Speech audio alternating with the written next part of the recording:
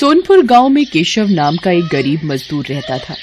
मजदूरी का काम मिल जाए तो परिवार का पेट भर जाए, नहीं तो परिवार रूखी सूखी खाकर ही सो जाता था। एक दिन, सुनो जी, तुम एक काम क्यों नहीं करते? इस गांव में तो कोई काम मिलने से रहा। तुम वो पहाड़ी के पार वाले गांव में भी तो जाकर कोई काम ढूंढ सकते हो, शायद कोई काम मिल जाए। पर कमला, उस पहाड़ी का रास्ता बहुत खराब है, ज्यादातर सुनसान ही रहती है पहाड़ी। पर कुछ तो करना पड़ेगा जी, बच्चों को कब तक रूखा सूखा खिलाते रहेंगे? कोशिश तो करनी ही पड़ेगी ना जी। ठीक है कमला, मैं कल सुबह ही दूसरे गांव के लिए निकल जाऊंगा, ठीक है, ताकि समय से वापस आ सकूं। कमला अगले दिन केशव को कुछ भुने चने और गुड़ बांध कर देती है। सुनो, ये कुछ भुने चने और गुड़ लेते जाओ, रास्ते में भूख लगेगी तो खा लेना। केशव मजदूरी करने के लिए दूसरे गांव निकल पड़ता है। वो उस पहाड़ी के रास्ते चलता जाता है। आधे रास्ते चलने पर केशव थक जाता है। वो सोचने लगता है, थोड़ी देर यहीं इस पेड़ के नीचे आराम कर लेता हूँ, फिर आगे बढ़ूंगा। अरे कमला ने ये भुने हुए चने और गुड़ दिया था, थोड़े खाकर भूख मिटा लेता हूँ।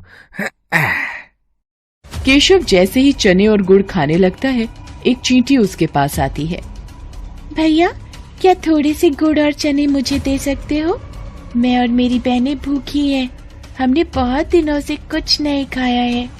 तुम्हारी बड़ी मेहरबानी होगी। हाँ, ये लो, तुम इन गुड़ और चनों से अपना और अपनी बहनों का पेट भर लो। चींटी खुशी खुशी वो गुड़ और चने अपनी बहनों को खिलाती है। जैसे ही चींटियां गुड़ और चने खाती हैं, देखते ही देखते वो सब सुंदर परियां बन जाती हैं। केशव ये सब देखकर हैरान रह जाता है। शुक्रिया रागी, आज तुम्हारी वजह से हम श्राप से मुक्त हो गई। हम परीलोक से धरती पर घूमने निकली थी। इस पेड़ के नीचे एक महात्मा भोजन कर रहे थे। हमने भूल से उनके भोजन में कंकड़ फेंक दिए, जिससे उन्होंने हमें चींटी बना दिया और श्राप दिया कि जब तक कोई राहगीर हमें भोजन नहीं देगा, हम अपने असली रूप में नहीं आ पाएंगी। पर तुम इस पहाड़ी पर कैसे? यहाँ तो कोई नहीं आता जाता। केशव परियों को सारी आपबीती सुनाता है, जिसे सुनकर परियां भी बहुत दुखी होती हैं। वो केशव से कहती हैं, तुम चिंता मत करो केशव, तुमने आज हमारी सहायता की है, इसलिए हम भी बदले में तुम्हें कुछ देना चाहते हैं। ये जादुई चूल्हा है, इस पर बर्तन रखते ही ये जल उठेगा और तुम जो भी कुछ खाने को मांगोगे बर्तन में पक जाएगा। मैं तुम्हें एक मंत्र बताती हूँ। जैसे ही तुम एक थी दुल्हन एक था दूल्हा, बंद हो जा जादुई चूल्हा बोलोगे, चूल्हा खाना पकाना रोक देगा। केशव को जादुई चूल्हा देकर परियां अपने लोक में वापस चली जाती हैं। केशव वो चूल्हा लेकर खुशी खुशी घर वापस आ जाता है। अरे, तुम तो बहुत जल्दी वापस आ गए, और ये चूल्हा कैसा? अरे कमला, रुको, मैं तुम्हें एक जादू दिखाता हूँ। तुम एक पतीली लेकर आओ। हाँ। कमला एक खाली पतीली लेकर आती है। केशव पतीली को जादुई चूल्हे पर रखता है और चूल्हा जल उठता है। केशव दाल बोलता है और पतीली दाल से भर जाती है। केशव एक एक करके चूल्हे पर बर्तन रखता जाता है और मिनटों में सारा खाना बनकर तैयार हो जाता है। ये देखकर कमला और बच्चे बहुत खुश होते हैं। देखा कमला, मिनटों में सारा खाना इस चूल्हे पर तैयार हो रहा है। और कुछ चाहिए तो बोलो। बस बस, अभी इतना बहुत है हमारे लिए। ठीक है, मैं इस चूल्हे को अब बंद कर देता हूँ। एक थी दुल्हन एक था दूल्हा, बंद हो जा जादुई चूल्हा। केशव मंत्र बोलता है और चूल्हा बंद हो जाता है। अब केशव के परिवार को भूखा भी नहीं सोना पड़ता था। एक दिन, सुनो जी, मैं सोच रही हूँ क्यों ना हम एक चाय का ढाबा खोल लें। इस चूल्हे पर चाय और पराठे बनाकर बेचा करेंगे, इससे थोड़ी कमाई भी होनी शुरू हो जाएगी और तुम्हारी काम की तलाश भी बंद हो जाएगी। कह तो तुम ठीक रही हो कमला, बिल्कुल ठीक है। अब मैं एक दुकान किराए पर ले लेता हूँ। जो पैसे आएंगे उससे किराया भी भर देंगे और घर खर्च भी निकल आएगा। केशव घर के नजदीक ही एक छोटी सी दुकान किराए पर ले लेता है और जादुई चूल्हा रखकर चाय बनानी शुरू कर देता है। धीरे धीरे केशव का चाय नाश्ते का ढाबा चल पड़ता है। आने जाने वाले लोग केशव के ढाबे पर रुककर चाय पराठे खाया करते थे।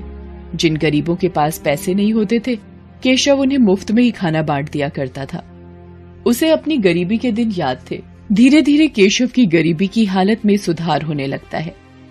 एक दिन, अरे भाई केशव, कैसे हो? अरे मोहन, अरे तुम शहर से कब आए भैया? हैं? गांव का तो रास्ता ही भूल गए लगता है। बस काम से फुर्सत ही नहीं मिलती।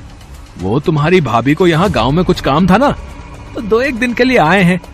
मैंने सुना है तेरे तो वारे न्यारे ही हो गए हैं। तूने ढाबा खोल लिया यार, जिसकी चर्चा पूरे गांव में हो रही है। हाँ मित्र, बस सब भगवान की कृपा है। बात कुछ और ही है। ये ऐसे नहीं मानेगा, मुझे सच का पता लगाना ही होगा। अगले दिन केशव ढाबे पर जाता है। मोहन भी उसके पीछे पीछे जाता है। अरे मोहन, अरे इतनी सुबह सुबह। मैंने सोचा कल वापस शहर जा रहा हूँ, तो आज तुम्हारे ढाबे पर ही चाय नाश्ता कर लूं, है कि नहीं? पता नहीं शहर से फिर कब आना हो। हाँ मोहन, बिल्कुल बिल्कुल भाई, ये भी कोई कहने की बात है। अरे तुम बैठो, मैं तुम्हारे लिए चाय और पराठा लेकर आता हूँ ना। केशव ढाबे की रसोई में चला जाता है। मोहन केशव को छुपकर देखने लगता है। ये क्या जादू है? केशव ने इस चूल्हे पर पतीली रखी और खाली पतीली चाय से भर गई। अरे अब ये तवा रख रहा है। ये क्या, पराठा भी बन गया?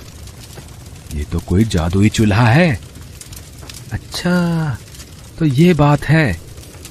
तभी कहूं, ये रूखी सूखी खाने वाले ने ढाबा कैसे खोल लिया? ये चूल्हा वैसे मेरे पास होना चाहिए, मैं इसे चुरा लेता हूँ। हाँ। शाम को जब केशव घर लौट जाता है, मोहन रात के वक्त चूल्हा चुराकर पत्नी के साथ शहर भाग जाता है। केशव जब ढाबे पर आता है, चूल्हा गायब होता है। अरे कमला, कमला, अरे हमारा जादुई चूल्हा चोरी हो गया है। अब हम क्या करेंगे? कैसे पैसे कमाएंगे? सुनो जी, जो हो गया सो हो गया। इस बहाने हमें मार्गदर्शन तो मिला। अब आप एक नया चूल्हा लेकर इस ढाबे को आगे बढ़ाओ। देखना, आपकी मेहनत रंग लाएगी। केशव एक मेहनती व्यक्ति था, इसलिए उसने फिर से एक नई शुरुआत की। उधर जब मोहन अपनी पत्नी के साथ शहर में अपने घर पहुंचा। जाओ शीला, एक खाली पतीली ले आओ। अभी तुम्हें इस चूल्हे का जादू दिखाता हूँ। जादुई चूल्हे, मुझे पुलाव चाहिए, पुलाव। चूल्हे पर बर्तन रखकर मोहन ने जैसे ही पुलाव बोला, चूल्हा जलने लगा और पुलाव बनता चला गया। मोहन चूल्हे को फूंक मार मार कर बंद करता रहा, पर वो बंद ही नहीं हो रहा था। अरे ये चावल बनने तो बंद ही नहीं हो रहे। अरे ऐसे तो पूरा कमरा भर जाएगा। हम दोनों चावल के ढेर में दबकर मर जाएंगे। शीला, क्या करूं, कुछ समझ नहीं आ रहा है। अब तो एक ही रास्ता है, इस चूल्हे को तोड़ दो। हाँ, ये ठीक रहेगा। मैं इस घटिया चूल्हे को तोड़ देता हूँ। मोहन गुस्से में चूल्हे को पटक कर तोड़ देता है।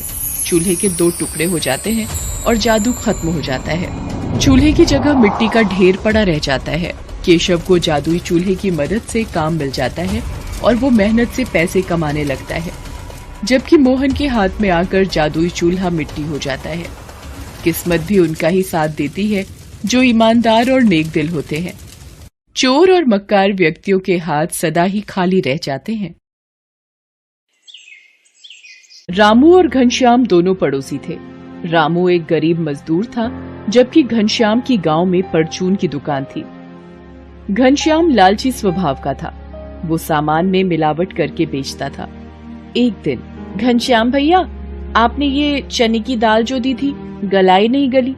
रघु के पेट में भी कल से दर्द है, अरे मैंने तो तुझे चने की दाल ही दी थी पर तेरे बनाने का तरीका गलत होगा या तूने अच्छे से धोई नहीं होगी। अब तेरे बेटे के पेट में दर्द हो रहा है तो तू मुझे इल्जाम लगाने आ गई है। अब तुझे 1 रुपए का भी उधार नहीं दूंगा। कोई बात नहीं घनश्याम लाला, मैं किसी और दुकान से ले लूंगी, कम से कम मिलावट तो नहीं होगी। रामू की पत्नी माला घर आ जाती है। घनश्याम से तो वो लड़ाई कराई थी, अब इतने पैसे भी नहीं थे कि वो किसी दूसरी दुकान से राशन खरीद सके। तभी रामू आ जाता है। क्या हुआ जी, आज तुम्हारा मुंह क्यों उतरा हुआ है? अरे माला, पूरा दिन गांव में घूमा पर एक भी काम नहीं मिला। कोई बात नहीं जी, कल दोबारा कोशिश करना, शायद मिल जाए। ये मैंने धनिये की चटनी और रोटी बनाई है, खा लो। रघु आजा बेटे, खाना खा ले। माँ, ये चटनी रोटी अच्छी नहीं लगती, कुछ और खाना है। ठीक है, अभी ये खा लो, कल कुछ अच्छा खिला दूंगी। अगले दिन रामू फिर से काम की खोज में निकलता है। क्या करूं, कहीं भी कोई काम नहीं मिल रहा। आज दूसरा दिन हो गया, थोड़ी देर यहाँ पेड़ के नीचे बैठ जाता हूँ। धूप भी बहुत तेज है। ओ भैया, इधर आओ, जरा मेरा एक काम करोगे? पूरे 100 रुपए दूंगा। हाँ हाँ, जरूर करूंगा। क्या काम है? ये दुकान मैंने कबाड़ी वाले से खरीदी है, जो पुरानी चीजें बेचता है। मोटा मोटा सामान तो मैंने उठवा लिया था, ये छोटा मोटा कुछ कबाड़ बचा है, ये उठवाना है। तुम इस कबाड़ को बेचो या रखो, वो तुम्हारी मर्जी होगी। ठीक है, मैं ये सारा सामान उठा लेता हूँ। रामू धीरे धीरे सारा सामान उठाकर एक रिक्शा में रख लेता है। तभी उसकी नजर कोने में रखी एक आटा चक्की पर जाती है। भाई जी, सामान तो मैंने सारा उठवा लिया, बस ये एक आटे की चक्की रह गई है। अरे भाई, ये भी उठा ही ले, पता नहीं किसकी है, मैं इसे कहाँ कहाँ रखता फिरूंगा। तू ले जा इसे, और ये ले तेरे 100 रुपए भी रख ले। रामू सारा कबाड़ बाजार में बेच देता है, पर आटे की चक्की पुरानी थी, इसलिए कोई भी उसे नहीं खरीदता। रामू चक्की को घर ले आता है। अरे, ये आटे की चक्की कहाँ से उठा लाए? अरे, वो एक व्यक्ति को दुकान का कबाड़ उठवाना था, 100 रुपए भी दिए और बाकी 50 रुपए का कबाड़ भी बिक गया। पर ये चक्की कोई खरीद ही नहीं रहा था, इसलिए घर ही ले आया। अब पुरानी है, काफी समय से शायद इस्तेमाल नहीं हुई, थोड़ा बहुत गेहूं पिस जाए तो देख लेना। रामू चक्की को एक कोने में रख देता है। उस दिन माला दाल चावल बनाती है, ये देखकर रघु खुश हो जाता है। माँ, आज तो दाल चावल है, मजा आ गया। रघु को खुश देखकर माला और रामू भी खुश हो जाते हैं। वो दिन तो काम मिलने से कट जाता है, पर फिर वही परेशानी। रामू मजदूरी के लिए जाता, पर खाली हाथ लौट आता। एक दिन, अरे आटा तो खत्म हो गया, अब क्या करूं? क्या हुआ माला, क्यों परेशान हो रही हो? आटा खत्म हो गया है, रघु अभी थोड़ी देर में रोटी मांगेगा तो क्या दूंगी? क्या करूं माला, मजदूरी के लिए जाता हूँ, कोई काम ही नहीं मिलता। वो उस दिन जो थोड़ी सी गेहूं, अरे वो जो गीली हो गई थी बारिश में, वो कहाँ रखी थी सुखाकर? वो तो मैंने डिब्बे में रख दी थी, मुट्ठी भर गेहूं ही तो है, उसका क्या करोगे? तू ले आ, फिर बताता हूँ। माला डिब्बे में रखे गेहूं लेकर आती है। एक बार इस चक्की में गेहूं डालकर देखता हूँ, थोड़ी बहुत गेहूं पिस गई तो आटा बन जाए शायद। रामू चक्की को साफ करके जैसे ही उसमें गेहूं डालता है, चक्की में से धुआं निकलने लगता है और एक अप्सरा बाहर आती है। रामू और उसका परिवार अप्सरा को देखकर घबरा जाता है। अप्सरा कहती है, मांगो कुछ भी खाने का, अप्सरा है देती, ये जादुई आटा चक्की सबका पेट है भरती। तुम कौन हो और इस चक्की में से कैसे बाहर आई हो? हमें माफ कर दो, हमें कुछ नहीं चाहिए। डरो नहीं मुझसे, तुमने मुझे याद किया, अब मैं तुम्हारी गुलाम हूँ। तुम्हें क्या चाहिए बोलो? आटा, दाल, चावल, चीनी, बेसन, मक्का, जो चाहो मेरी जादुई चक्की मिनटों में हाजिर कर देगी। तो हमें 1 बोरी आटा और 1 बोरी दाल दे दो अप्सरा। चल मेरी चक्की दिखा कमाल, हाजिर कर दे आटा दाल। देखते ही देखते चक्की में से आटा और दाल का ढेर लग जाता है। अरे माला, ये तो चमत्कार हो गया, शुक्रिया अप्सरा जी। रामू, तुम दिल के बहुत नेक हो, इसलिए तुम्हें ये जादुई आटा चक्की प्राप्त हुई। पर याद रखना, ये चक्की दिन में एक ही बार अपना जादू करती है। इसमें निकले अनाज का गलत उपयोग होने से इस चक्की का जादू खत्म हो जाएगा। ये कहकर अप्सरा चक्की में समा जाती है। रामू और माला जादुई चक्की पाकर बहुत खुश थे। अब वो रोजाना दिन में एक बार चक्की में गेहूं डालते और अप्सरा से जो भी मांगते वो दे देते। अब तो रामू के घर में अनाज की बोरियों का ढेर लग गया। माला उसे बोली, सुनो जी, क्यों ना हम ये अनाज की बोरियां शहर बेच दें? कह तो तुम ठीक रही हो, मैं आज ही ये अनाज शहर बेच आता हूँ। रामू को अनाज की बोरियां ले जाता देख घनश्याम की नजर पड़ जाती है। वो रामू का आवाज लगाता है और उससे पूछता है कि वो बोरियों में क्या ले जा रहा है। रामू सीधे स्वभाव का था, सब कुछ घनश्याम के सामने उगल देता है। घनश्याम चालाक था, सारी बात की भनक ले लेता है। एक दिन जब रात में रामू और माला गहरी नींद में सो रहे होते हैं, घनश्याम चक्की को चुरा लेता है। घर लाकर वो चक्की में गेहूं डालता है। अप्सरा बाहर आ जाती है और वही कविता दोहराती है, मांगो कुछ भी खाने का अप्सरा है देती, ये जादुई आटा चक्की सबका पेट है भरती। अच्छा, फिर तो ढेर सारी बोरियां आटा, चावल, दाल, चीनी सब कुछ भर दो है। मेरी पूरी दुकान में अनाज की बोरियां ही बोरियां भर जाएं। हाँ, चल मेरी चक्की दिखा कमाल, हाजिर कर दे आटा दाल। तू जो भी है चल अब जा वापस चक्की में, तेरा काम खत्म, चल जा। अप्सरा बिना कुछ बोले वापस चक्की में समा जाती है। घनश्याम एक बार चक्की का इस्तेमाल कर चुका था। उसे पता नहीं था कि चक्की दिन में एक ही बार जादू करती है। वो दोबारा चक्की में गेहूं डालता है, पर अप्सरा बाहर नहीं आती। वो चक्की को तेज तेज घुमाने लगता है और गुस्से में आ जाता है। अरे ये जादू क्यों नहीं हो रहा है? अप्सरा बाहर क्यों नहीं आ रही? लगता है ये चक्की खराब हो गई है। जमीन पर पटक कर देखता हूँ, अप्सरा को जब चोट लगेगी तो डर कर बाहर आ जाएगी। घनश्याम चक्की को तेजी से जमीन पर पटकने लगता है, जिससे चक्की के 2 टुकड़े हो जाते हैं। वो गुस्से में चक्की के टुकड़े रामू के पास लेकर जाता है। ओ रामू, तूने मुझे पागल समझा है? ये कोई जादुई चक्की नहीं है।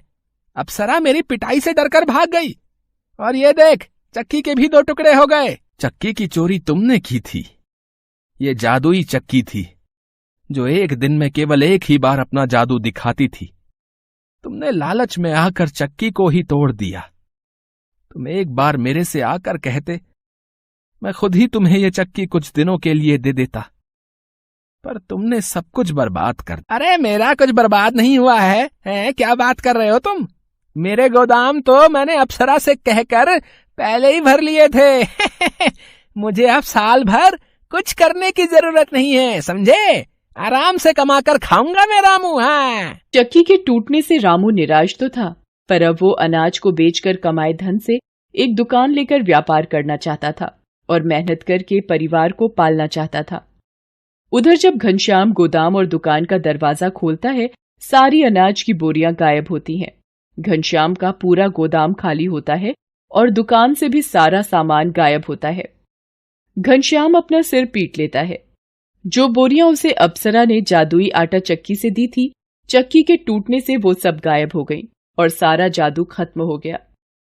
घनश्याम को बेईमानी का सबक मिल गया था। उधर रामू ने एक दुकान खरीदकर अनाज के बेचे रुपयों से नया व्यापार शुरू किया। रामू की नीयत अच्छी थी, इसलिए उसे मीठा फल प्राप्त हुआ, जबकि घनश्याम की नीयत में खोट था, उसे कड़वे फल का स्वाद चखना पड़ा। राधिका एक गरीब परिवार की सीधी सादी लड़की थी। कॉलेज में उसका पहला दिन था। वो पढ़ाई में अच्छी थी, इसलिए उसका एक अच्छे कॉलेज में एडमिशन हो गया था। राधिका जब पहले दिन कॉलेज पहुंचती है, लगता है तुम कॉलेज में नई आई हो। इस कैंटीन में ये टेबल बुक है, यहाँ पर ऐश्वर्या की जगह है, वही अक्सर इस टेबल पर बैठती है। यहाँ से उठो और सामने वाली टेबल पर जाकर बैठो। ये ऐश्वर्या कौन है? तुम ऐश्वर्या को नहीं जानती? हमारे कॉलेज की शान है वो। ये लो, आ गई हमारी ऐश्वर्या। तुषार, मेरे लिए एक सॉफ्ट ड्रिंक लेकर आओ। क्या बात है, तुम्हारी नजरें किसे ढूंढ रही हैं ऐश्वर्या? क्या बात है, आज राहुल कॉलेज नहीं आया क्या? पूरा कॉलेज तुम पर मरता है और तुम हो कि राहुल पर मरती हो। क्या करूं, राहुल देखने में है ही इतना हैंडसम। हाय, मुझे आने में थोड़ा लेट हो गया। मैं अपनी पसंद की कोल्ड कॉफी लेकर आता हूँ। भैया, मेरे पास 100 रुपए का नोट है, आपके पास चेंज होंगे तो आप चाय के पैसे ले लो। कोई बात नहीं, बाद में दे दीजिएगा।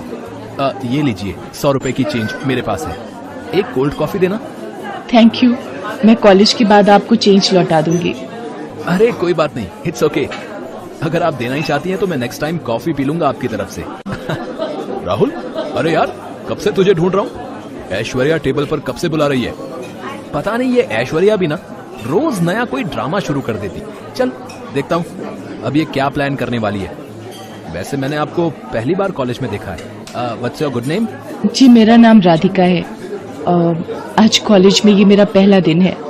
ओके बाय राधिका, फिर मिलते हैं। ओके गाइस, नेक्स्ट मंथ हम कॉलेज ट्रिप के लिए गोवा जा रहे हैं, तो मैं इस बार अपने बर्थडे की पार्टी गोवा के क्रूज पर देने वाली हूँ। ये लड़की भी ना, ओह सॉरी राधिका, मैंने देखा नहीं। मेरी वजह से तुम्हारी चाय जमीन पर गिर गई। रुकिए मैं दूसरी ले आता हूँ। It's okay. वैसे भी मेरा लेक्चर है अभी। कुछ दिन बीत जाते हैं।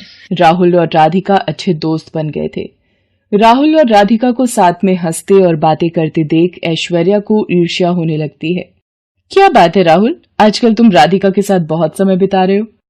तुम्हें तो ये भी नहीं पता कि 2 दिन बाद मेरा जन्मदिन है। ऐसी कोई बात नहीं है ऐश्वर्या, राधिका के लिए ये कॉलेज नया है तो मैं बस उसकी हेल्प कर रहा हूँ। बाकी वो भी हमारे साथ गोवा ट्रिप पर चल रही है, मैं उसी बारे में उससे बात कर रहा था। ऐश्वर्या राहुल और राधिका का साथ में मिलना जुलना बिल्कुल भी पसंद नहीं कर रही थी। वो जब भी उन्हें साथ में देखती तो जल भुन जाती थी। सभी कॉलेज ट्रिप के लिए गोवा पहुंचते हैं। वाओ ऐश्वर्या, तुम्हारे पापा ने ये क्रूज कितना सुंदर सजवाया है। मेरे पापा कॉलेज के ट्रस्टी हैं। उन्होंने कॉलेज में पहले ही बोल दिया था कि जब हम लोग गोवा ट्रिप पर जाएंगे तो मेरी बेटी अपना आलिशान जन्मदिन क्रूज पर ही मनाएगी। इसीलिए उन्होंने सारे इंतजाम पहले ही करवा दिए थे। आज मेरा जन्मदिन है, मैं गोवा ट्रिप पर आए कॉलेज के सभी बच्चों को पार्टी दे रही हूँ। मुझे यहाँ सब दिखाई दे रहे हैं, पर राहुल कहाँ है? मुझे ये नहीं पता।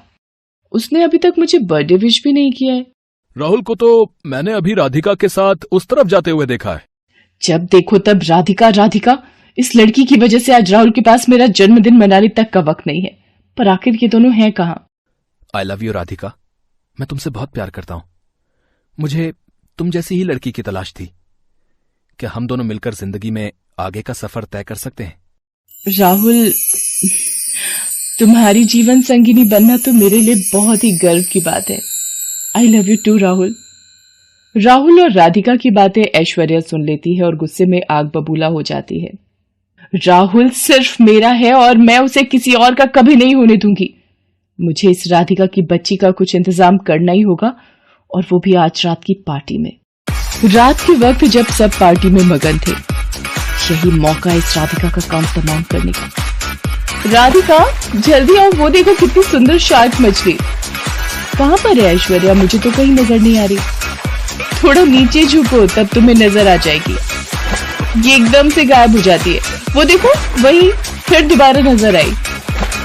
राधिका जहाज से थोड़ा नीचे झुकती है। कभी ऐश्वर्या उसे समुद्र में धक्का दे देती है। पार्टी में म्यूजिक और डांस के शोर के बीच राधिका की आवाज दब जाती है और वो समुद्र में डूब जाती है। लो जी, मेरा काम तो हो गया। बड़ी आई मेरे राहुल को मुझसे छीनने वाली। अगले दिन पूरे क्रूज पर शोर मच जाता है कि राधिका कहीं नहीं मिल रही है। सब लोग यही सोचते हैं कि शायद किसी बड़ी मछली का वो शिकार बन गई, क्योंकि उसका कहीं भी अता पता नहीं था और क्रूज पर से वो ऐसे गायब नहीं हो सकती थी। सब लोग वापस आ जाते हैं। राधिका, तुम कहाँ चली गई? तुम्हारे बिना मेरा बिल्कुल भी मन नहीं लगता है। हमें गोवा से आए कितना समय बीत चुका है। राहुल चलो कॉलेज चलते हैं, जल्दी से तैयार हो जाओ, मैं तुम्हें लेने आई हूँ। आखिर राधिका ऐसे कैसे गायब हो गई? मैंने उसे क्यों नहीं बचाया? मैं हमेशा अपने आप को इस बात के लिए जिम्मेवार मानूंगा। मैंने ही उसे अपने साथ गोवा चलने के लिए जिद की थी। वो तो जाना भी नहीं चाहती थी। राहुल, तुम समझते क्यों नहीं हो? राधिका मर चुकी है। पिछले 6 महीनों से उसका कहीं भी अता पता नहीं है।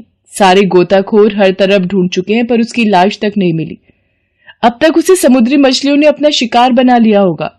नहीं, मुझे अभी भी यकीन नहीं हो रहा है कि मेरी राधिका मर सकती है। राधिका जिंदा है। मेरा दिल कहता है वो एक दिन जरूर वापस आएगी। उधर समुद्र में डूबते हुए राधिका का सिर एक पत्थर से टकरा गया था। उसे अब होश आता है। मैं कहाँ हूँ और ये जगह इतनी अजीब सी क्यों है? घबराओ नहीं बेटी, तुम जल परियों के देश में हो। मैं जादुई जल परी हूँ। मेरी 2 साथियों को तुम बेहोशी की अवस्था में दिखाई पड़ी थी, तो वो तुम्हें यहाँ ले आई। फिर हमारे जल परियों के देश के वैद्यराज ने तुम्हारा इलाज किया। अब तुम कैसा महसूस कर रही हो बेटी? आज पूरे 6 महीने बाद तुम्हें होश आया है। क्या? मुझे यहाँ पर 6 महीने बीत चुके हैं। ऐश्वर्या, तुमने मेरे साथ ऐसा क्यों किया? मैंने तुम्हारा क्या बिगाड़ा था? बेटी, ये इंसानों की दुनिया ही ऐसी है। यहाँ मतलब के लिए लोग अपनों को भी नहीं छोड़ते। तुम तो फिर एक गैर लड़की थी। आओ, इस जादुई पानी में देखो उस लड़की की सच्चाई। पलक, उस 2 कौड़ी की लड़की राधिका का तो मैंने काम तमाम कर दिया है। बेचारी सीधी सादी बनी फिरती थी, मेरे राहुल को मुझसे छीनने चली थी। मैंने उससे उसकी जिंदगी ही छीन ली। आज शाम को मेरी और राहुल की सगाई है। उसके बाद हम दोनों को एक होने से कोई भी नहीं रोक सकता।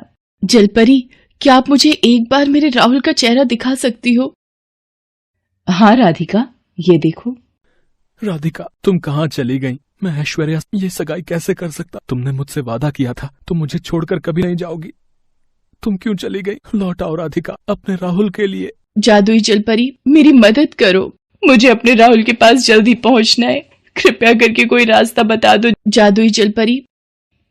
राधिका, मैं तुम्हें जादुई जल से बनाई कालीन देती हूँ। तुम इस कालीन पर बैठ जाओ, ये तुम्हें जल्दी ही राहुल के पास पहुंचा देगा। और ये जादुई जल भी लेती जाओ ताकि तुम ऐश्वर्या की सच्चाई सब लोगों को दिखा दो। आपका बहुत बहुत शुक्रिया जादुई जलपरी, आप सच में बहुत ही अच्छी हो। आपने मेरी जान बचाई, मेरी इतनी सहायता की, उसके लिए मैं हमेशा आपकी एहसानमंद रहूंगी। मेरा आशीर्वाद सदैव तुम्हारे साथ है राधिका। अब जल्द से जल्द अपने राहुल के पास पहुंचकर सगाई को रोक दो।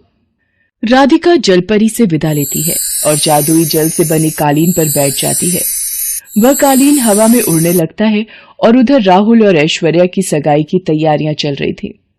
राहुल और ऐश्वर्या एक दूसरे को सगाई की अंगूठी पहनाने ही वाले होते हैं। तभी राधिका जल्दी से वहां पहुंच जाती है। राहुल, रुक जाओ, ऐश्वर्या से ये सगाई मत करो।